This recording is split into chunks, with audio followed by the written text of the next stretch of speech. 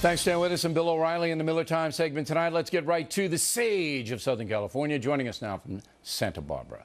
All right, Miller, you heard Geraldo on top talking about Al Gore and Al Jazeera, and you say? Well, you shouldn't get too deep with Al Gore. He's a bad guy. Ethically speaking, he makes John Edwards look like Sir Thomas More. At least Edwards was just a horn dog.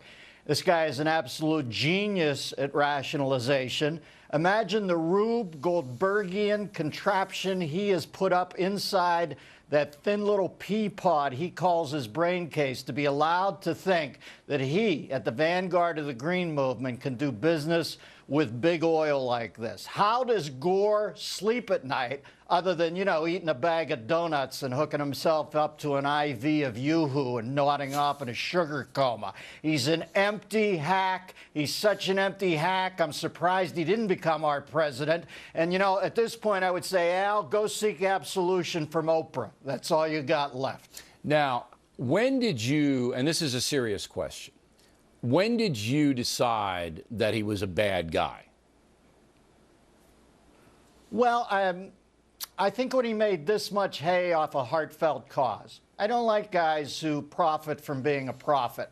I think Gore was, quite frankly, in his youth, kind of the Eloise of the Willard Hotel and Hotel. You know, in D.C., he's always lived in the wake of his old man. He was trying to, you know, carve out on his own. He got his head handed to him when he ran for election, and the people who turned him back, he's going to say Florida. I'm going to say it was Tennessee. The people who knew him best knew that he shouldn't be allowed near that presidency. I think it broke his spirit. He decided to make any deal with any hot devil that he could, and he chose global warming, and now he's probably worth north of $250 million. Good for him. I'm glad he's rich. But if he thinks we haven't noticed he's a big hack who's completely full of it, I don't know who's kidding who. All right. Now, last night we had a discussion about welfare recipients, a few of them, not many, a few, here in New York. Really, Billy? It's a few. Well, they did a Freedom of Information Act. I haven't seen the work. They did a Freedom of Information Act, and it came up with a few people using their welfare cards and strip joints and gambling places and booze places, all right? So then we brought on Jimmy McMillan, who knows the street, to say this. Go. Seriously, you think somebody's going to walk into a strip club just because they want to get some of their welfare back? Well, I'm a former stripper. And you are a former stripper? Here in the United States or in some other country? In the United States. And being a former stripper, and 100% of the strippers are welfare recipients. And wait. You're telling me that the strippers are welfare recipients? Yes. Aren't you getting paid? They need that money because they have someone babysitting their children. So that when they get off from work, they may have to get money from that machine. So you buy a Jimmy or what? Well, thank God it's only, what did you say, 3 or 4 people in the entire country doing that? 7, 8? Where's it at? In New York. Weren't that many? I don't know the exact number. Weren't that many? As long as it's a few. Now, you're telling me this Ming the Merciless cat was a stripper? He's telling me. I'm not telling you. It's what he said. I'm telling you the stage is too damn low if this guy's a stripper. And I don't need him coming in here and dangling his belief systems in front of me. All right? Who says you can't spend food stamps on edible undies, Billy? It's the American way. This country's going to hell in a G-string. Enjoy the ride. I knew you were going to load up on poor Jim. During the segment, I'm thinking, I bet you Miller's watching this taking notes.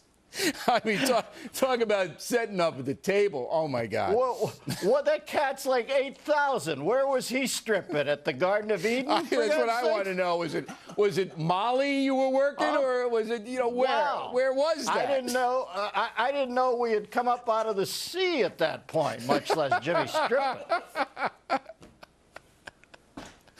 Yeah, he worked at the Paramecium. All right, Congress in a new poll. People prefer cockroaches and the actual bug. Here's what people prefer to Congress: root canal, head lice, colonoscopies, cockroaches in France. And you say, Miller? I can understand head lice, cockroaches, and colonoscopies, but France, for God's sake. That's over the top. You can't insult our people that much. That is brutal. Listen, I don't think much of Congress, but to say they're thought of less than France, that's inhumane. You know something? Jimmy stripped at the grand opening of the Eiffel Tower. Now, listen, let's face facts. Congress people aren't the brightest people in the world. Out of the 535 up there, there's probably 35 good, principled, smart people who you look up at and aspire to. The rest of them weren't smart enough, weren't good enough in sports, and hadn't mastered a musical instrument. To be in Congress was their last chance of having sex. So no, I disagree. I think about half of them are patriots and noble. But they're only the one folks, half. The folks only are including. One half of a person out of 535. Yeah, about half. Only one half. I'd say half. 0.5. And in the Senate, half of them. And the Senate is included in it. It's not just the House. People have no regard because they realize that most or many of the representatives on the Hill just not looking out for us, Miller, like Jimmy is. Jimmy's looking out for us. Well, it's not like it used to be. Billy, have you ever seen any of the old wood cuttings of Jimmy stripping at Valley Forge? I have not seen anything. See, I think at that point in the history that wood cutting wasn't developed enough.